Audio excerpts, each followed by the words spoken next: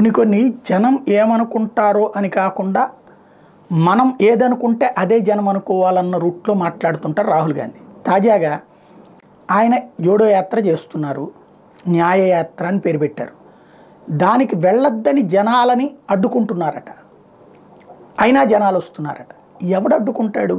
ఏం అవసరం ఉంటుంది ఏదైనా పార్టీకి నువ్వు వెళ్ళొద్దని? పోనీ ఇప్పుడు ఆంధ్రప్రదేశ్ లాంటి దాంట్లో అయితే ఆ పథకం వద్దని, ఇక్కడ వేల మంది లక్షలాది మంది పథకాలు తీసుకుంటున్న వాళ్ళు కూడా తెలుగుదేశం సభకి వెళ్తున్నారు, జనసేన సభలకి వెళ్తున్నారు, రకరకాల సంక్షేమ పథకాలు తీసుకుంటున్నటువంటి వాళ్ళు కూడా. ఎవరు ఆపేస్తున్నారు?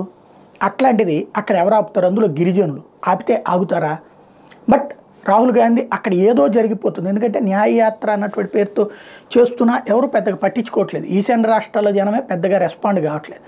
కాబట్టి సంథింగ్ ఏదో జరుగుతుంది అన్నటువంటి ఒక కోణాన్ని ప్రొజెక్ట్ చేసేటువంటి ప్రయత్నం చేసుకుంటూ వస్తున్నారు. భారత్ జోడో న్యాయయాత్రలో పాల్గొనకుండా ప్రజలను బీజేపీ నేతృత్వంలో అస్సాం సర్కార్ అడుగడుగున అడ్డుకుంటుందని కాంగ్రెస్ అగ్రనేత రాహుల్ గాంధీ ఆరోపించారు. యాత్ర జరగాల్సిన మార్గంలో కార్యక్రమాలు నిర్వహించేందుకు అనుమతులు నిరాకరిస్తోందని చెప్పారు. ఆదివారం అస్సాంలోని బిశ్వనాథ్ జిల్లా ప్రధాన కేంద్రం బిశ్వనాథ్ చారియాలీలో నాగావ్ జిల్లాలోని కలియాబోర్లో జరిగిన సమావేశంలో రాహుల్ గాంధీ ప్రసంగించారు. తొలుత జరిగిన కొన్ని పరిణామాలు ప్రస్తావించారు. రాబోయే ఎన్నికల్లో బీజేపీపై భారీ ఆధిక్యంతో కాంగ్రెస్ విజయం సాధిస్తుందని చెప్పారు. యాత్రలో మేము ఎలాంటి సుదీర్ఘ ప్రసంగాలు చేయడం లేదు. రోజుకి 7-8 గంటలు ప్రయాణిస్తున్నాం, ప్రజలను కలుస్తున్నాం, వారి సాధక బాధకాలు తెలుసుకుంటున్నాం.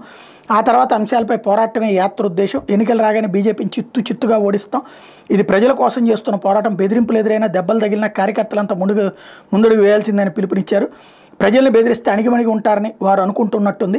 కానీ ఇది రాహుల్ గాంధీ యాత్ర కాదు, ప్రజావాణి వినిపించే యాత్ర అని వారు గ్రహించడం లేదు. నేను కానీ ప్రజలు కానీ వారికి భయపడేదే లేదు. వివిధ వర్గాల ప్రజల కష్టాలపై గళమెత్తడానికి యాత్ర చేస్తున్నా అని రాహుల్ చెప్పుకొచ్చారు.